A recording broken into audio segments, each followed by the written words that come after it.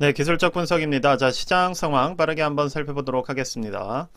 자, 나스닥 기준으로 어제 거의 보합권에 머무르는 모습이 나왔어요. 뭐 이전처럼 이러한 조정의 초입 구간이 온다고 해서 뭐 하루에 2, 3%씩 빠져내리는 모습은 최근에는 조금 보기 어렵다는 걸 좀 느끼셨을 거예요. 그래서 요즘에는 어느 정도 조금 작은 진폭으로 움직이는 경우가 많고, 원래 3% 이상의 지수 변동은 정말 1년에 한두 번 있을까 말까한 위기 때만 있던 일이기 때문에 우리가 작년 한 해 동안 너무 익숙해져 있긴 했지만 사실 일반적인 일은 아니라는 거예요. 일반적인 악재들은 보통 어느 정도 1% 정도의 조정에서 움직이는 경우가 많기 때문에 어쨌든 시장의 진폭 자체가 조금 정상화되는 과정에 있다라고 생각을 합니다.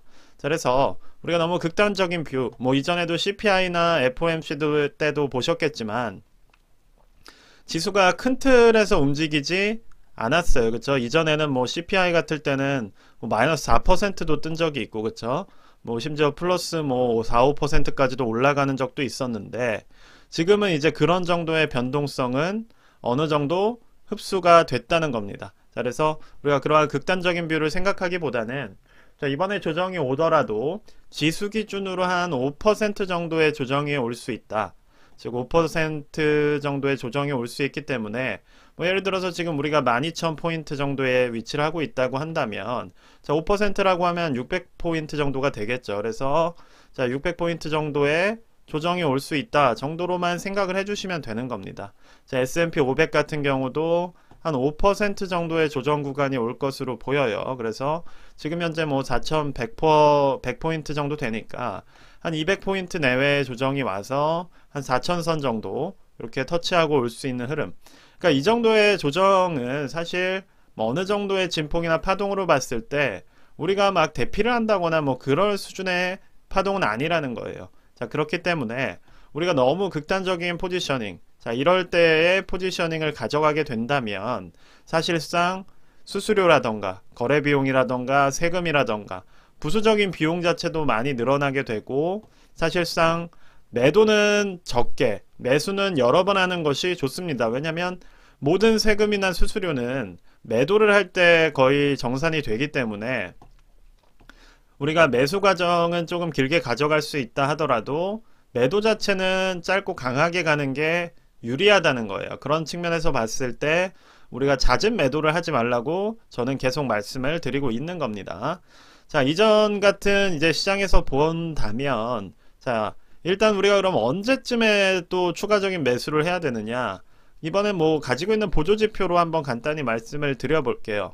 자, 상대 강도 지수를 우리가 RSI라고 하죠. 그쵸? 자, 뭐 과매수든 과매도든 보여준다고 하는데, 자, 기본적으로 특징이 뭐냐면 상승기에는 RSI가 이러한 70, 80 인근에서 계속 유지가 되면서 올라갑니다. 그래서 이전에 어떤 진폭 투자, 스윙 투자를 하시는 분들이 단순히 RSI를 기준으로 뭐 과매수 구간에서 매도를 하는 식의 투자를 하게 되면 상당히 이익분을 놓치는 경우가 많이 있어요. 즉, 왜냐? 계속 과매수 상태가 유지가 되기 때문이에요. 이거는 상승장의 특징이고, 자, 하락장의 특징이라고 한다면 과매도가 계속 유지가 됩니다. 즉, RSI가 3, 40 인근에서 계속 머물면서 하방을 계속 그리는 거예요. 자, 그게 우리가 자, 이전에 작년에 겪었던 그러한 하락장에서의 특징입니다. 자, 그렇다 보니까 이렇게 보시는 것처럼 RSI 값 자체가 3, 40에 머무르면서 거의 2개월 가까이 하락이 나온 거예요. 그런데 이런 거를 우리가 과매도라고 판단을 해서 매수가 들어갔다고 한다면 사실상 수익을 보기가 어려웠겠죠. 자, 그런데 반대로 정배열에서의 과매도 그리고 역배열에서의 과매수는 상당히 타점이 높습니다. 즉 무슨 말이냐면, 자, 역배열에서의 고점 판단은 상당히 잘 맞는 경향이 있어요. 그쵸? 보시는 것처럼. 왜냐? 이 자체가 짧게 유지가 되기 때문에 역배열에서는 상승 에너지가 높은 위치에서 계속 머무를 힘이 없다는 거예요. 왜냐? 매물대가 계속 쏟아지기 때문에. 자, 그래서 보시는 것처럼 역배열에서의 과매수 타이밍은 상당히 높은 타점으로 적중을 했던 거를 보실 수가 있고, 자, 그렇다면 지금은 어떻게 되겠어요?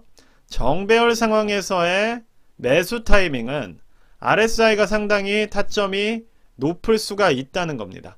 자, 그래서 좀 팁을 드리자면, 자, 앞으로 이제 모아가는 투자를 하실 거라면 그냥 지켜보시는 거예요. 간단히 지금 현금 들고 지켜보시다가 어느 정도 RSI가 3, 40 인근으로 접근을 할 때쯤에 매수가 들어간다면 어쨌든 정배열 투자를 우리가 성공적으로 할 수가 있다는 거예요.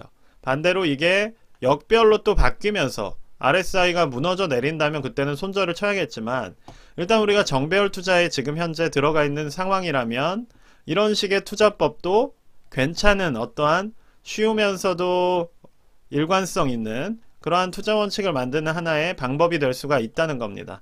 자, 제가 지표에게 잘 말씀 안 드리는데 가끔씩 이렇게 말씀을 드릴 때가 있어요. 근데 정말 실전적인 얘기만 드리는 겁니다. 그래서 그런 부분들을 잘 이해를 해주시면 좋을 것 같아요. 그래서 RSI 같은 것들이 이제는 정배열에 들어갔기 때문에, 자, 하방 매수 타이밍을 잡는 데 상당히 유용할 수 있다는 거를 인지를 해주시면 좋을 것 같습니다. 그래서 지금 우리가 뭐 조정이 나온다 해서 호들갑을 떨 게 아니라 지금 5, 60 측면에서 내려가고 있잖아요. 그럼 조정이 나오면 아마 40이나 한 30 후반 인근에서 또 터치가 나올 거예요. 정배열이라고 한다면. 자, 그렇다면 그러한 구간에서는 우리가 매수 타이밍으로 잡아갈 수가 있다는 겁니다. 그래서 너무 막 두려워하면서 투자하기보다는 그냥 어느 정도 지표의 도움도 받고 스윙으로서의 어떠한 추세의 흐름도 보면서 매수 매도 타이밍을 가져가면 되는 것 뿐이에요. 자, S&P 500 역시도 비슷하고, 자, 반도체 같은 경우는 지금 40으로 내려가고 있죠. 그쵸? 그러면 느낄 수가 있겠죠. 한 다음 주쯤에는 매수 타이밍이 올 수도 있겠구나. 자, 그렇게 준비를 하는 겁니다. 오히려 그런 식으로 단순하게 투자하는 게 지금 같은 불안한 시장에서는 어떻게 보면 조금 대응하기에 더 쉬울 수가 있다는 거예요. 자, QQQ 같은 경우도 지금 상단부에서 위치를 하고 있고 아직 본격적인 조정이 나온 것도 아니에요. 그러니까 이럴 때 지금 우리가 매수를 한다거나 뭐 예를 들어서 매도를 한다고 할 수는 있겠죠. 그렇다고 해서 뭐 전체적인 포지션을 다 정리를 하고 또다시 진입 타이밍을 잡아보겠다 하실 수 있겠지만, 제가 지금 말씀을 드리는 거는 간단하게 표현했기 때문에 쉬워 보이는 거지, 결국 RSI가 3, 40 인근까지 가더라도 이 안에서 수많은 휩소들이 있습니다. 즉 상하방으로 여러분들의 포지션 혹은 자동 매수 매도를 털어버리는 움직임들이 가득하기 때문에, 자, 이렇게 말씀드리는 것처럼 쉬운 게 아니에요. 다만 제가 말씀드리는 게 쉬워 보이는 이유는 큰 틀에서 정배열을 투자를 한다고 했을 때는 이러한 방식이 적중할 확률이 높다는 겁니다. 그래서 그러한 부분들을 이해를 해주시면 될 것 같아요. 자, 그래서 지금 TQQQ 같은 경우도 뭐 어쨌든 원지수와 유사하게 움직이고 있고, 반대로 SOXL 같은 경우는 이제 50 이하 쪽으로 내려가고 있기 때문에 어느 정도 이제 매수 매도 타이밍을 각자가 판단하실 수 있을 거라고 생각을 합니다. 그래서 그런 측면에서 좀 준비를 해주시면 좋을 것 같고, 아직 전체적인 시장은 높은 위치에서 하방하는 모습이에요. 예를 들어서 뭐 미국 시장도 지금 이러한 상황이고, 자, 코스피나 코스닥 같은 경우는 오히려 훨씬 더 매수 강도 자체가 높았습니다.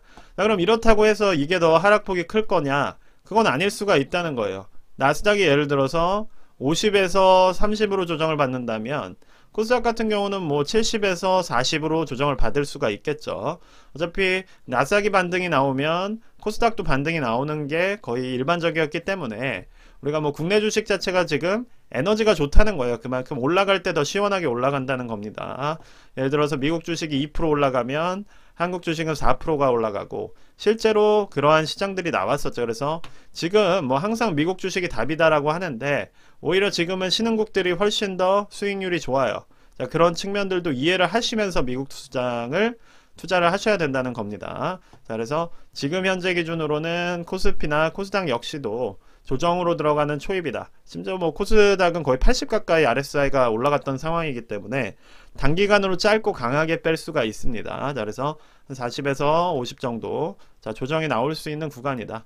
다만 이제 코스닥 같은 경우는 자, 조정의 폭 자체가 한 10%까지도 갈 수가 있다는 거예요. 대신 많이 올랐던 종목들의 조정이 세게 올 수도 있고, 아니면 주목받지 못하는 종목들이 오히려 더 많이 빠질 수도 있습니다. 그렇기 때문에 뭐 국내 주식에서 조금 높은 위치에 들어가 있는 종목들은 좀 지금 시작하는 위치가 아니라고 한다면 좀 조심하실 필요도 있어요. 다만 뭐 이미 이틀 만에 거의 5%를 뺀 상황이기 때문에 굳이 여기서 뭐 뺀다고 해서 그쵸? 뭐 많은 부분을 지킬 수 있는 건 아닙니다. 뭐 5% 정도 또 동일하게 남아있다고 보시면 돼요. 그래서 전체적인 지금 글로벌 지수 자체가 한 마이너스 5% 정도의 조정을 받는 국면으로 들어가고 있고, 그리고 이런 시장일수록 사실상 어떠한 개별 종목을 고르느냐가 상당히 중요해요. 즉 시장이 이렇게 내려가는 와중에 오히려 반대로 출발하고 있는 종목들도 있기 때문에, 자, 저 같은 경우는 이런 종목을 찾으려고 항상 노력을 하고 있고 공유를 하고 있는 상황입니다. 그래서 뭐 이러한 부분들도 인지를 해주시면서 어떠한 종목들이 이러한 시장을 역행해서 올라가는지 또 지켜보셨다가, 또 반대로 이제 다시 올라가는 와중에는 그 당시에 주도주에 편승을 하는 이런 식의 투자들이 필요하다는 겁니다. 다만 미국 시장 같은 경우는 오히려 에너지가 너무 약하다 보니까 어떤 게 주도주인지가 잘 드러나지는 않아요. 그래서 그러한 좀 애로사항이 있다는 점 마지막으로 조금 말씀을 드리면서 영상 마무리하도록 하겠습니다. 네, 일단 오늘 영상이 도움이 되셨으면 구독과 좋아요 부탁드립니다. 감사합니다.